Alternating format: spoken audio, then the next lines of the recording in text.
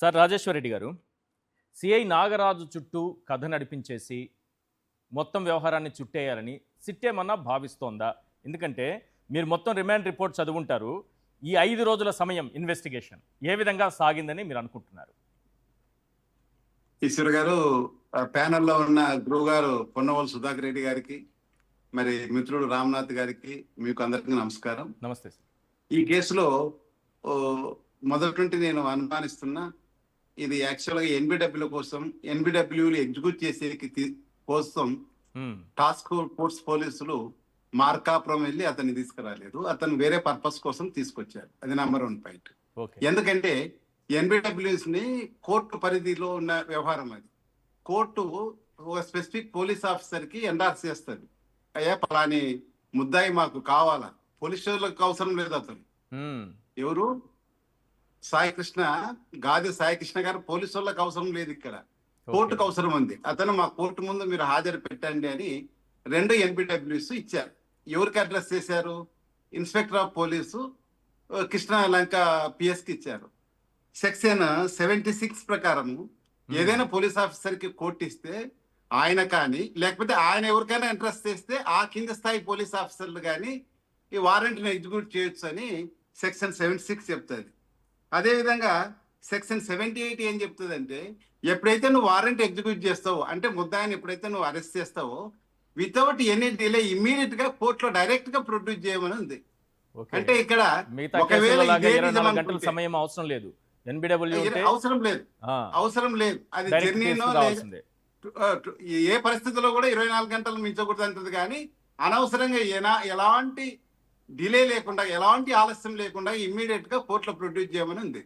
ఇక్కడ కేసులో, ఇప్పుడు సిట్టు దర్యాప్తులో తేలిన కేసులో 5/5/2026 తేదీ ఈయన మన కృష్ణలంక సిఐ గారు టాస్క్ ఫోర్స్ ఎస్ఐకి, తర్వాత వాళ్ళిద్దరు పీసీలు, తన స్టేషన్ నుంచి కూడా 1033 అనే పీసీని అందరిని కలిసి జాయింట్ టీంని మార్కాపురం పంపారు. ఏది వారెంట్స్ ఎండార్స్ చేసి ఇచ్చిండాల.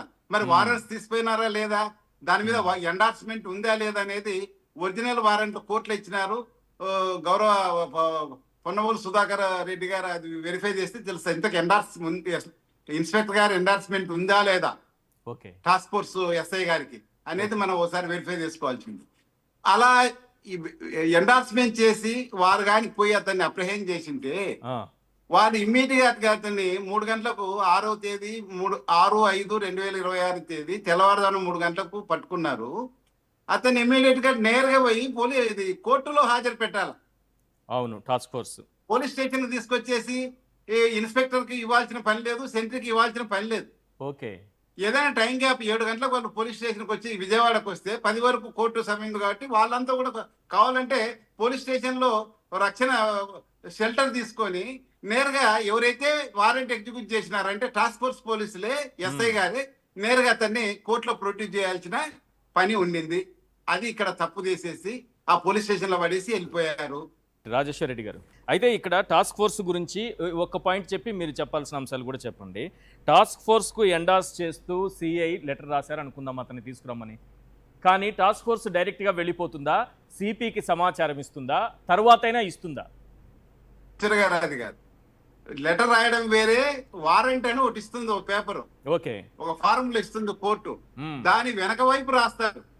ఓకే, ఎవరు ఇన్స్పెక్టర్ నాగరాజు రాసిండాల, ఎస్ఐఆర్ పోలీస్ టాస్క్ ఫోర్స్ ఇది directed to execute the warrant అని. అంతే. ఆయన ఎక్కడున్నాడు ఏం కథ అని తెలియదు.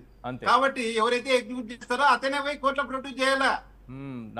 కృష్ణలంక పోలీస్ స్టేషన్ తెచ్చి అక్కడ పెట్టే బిజినెస్ లేదు, సంబంధం లేదు, పోలీస్ ఆఫీసర్స్ కి సంబంధం లేదు. మరి ఎందుకు అక్కడ పెట్టారు? అది రెండోది, రిమాండ్ రిపోర్ట్ లోనే వాళ్ళు స్పెసిఫిక్ గా చెప్పారు, ఆ టాస్క్ ఫోర్స్ ఆఫీసరు అతన్ని సాల్చిన సమాచారం ఉందో లేదో చూసుకొని తర్వాత హోంగార్డ్ ద్వారా సెంట్రీకి పంపించాడు. అంటే వాళ్ళు తెచ్చిన పర్పస్ వేరే. ఫోన్ ఎందుకు పరిశీలిస్తారు? ఆ ముద్దాయి కావాల్సింది కోర్టుకు నా దగ్గర ప్రొడ్యూస్ చేయమని వారెంట్ ఇచ్చింది.